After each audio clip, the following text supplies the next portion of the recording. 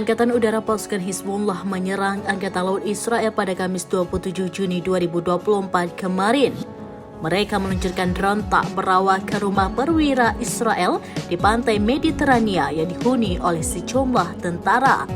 Akibat serangan tersebut, sejumlah tentara Israel terjebak dan terbakar hidup-hidup. Dilansir dari Al-Mayadin, hal itu telah dikonfirmasi oleh pasukan Hizbullah dari Lebanon.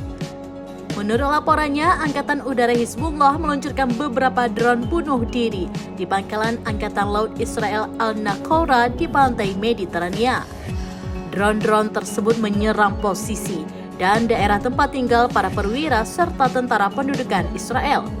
Hizbullah mengklaim serangan tersebut tepat mengenai sasaran.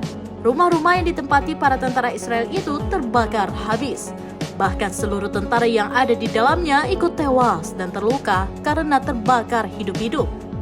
Di waktu yang sama, Hizbullah juga mengaku menembakkan 40 roket ke kota Safad yang diduduki. Beberapa tentara pun dilaporkan terluka seusai sistem pertahanan udara Iron Dome jebol berkali-kali.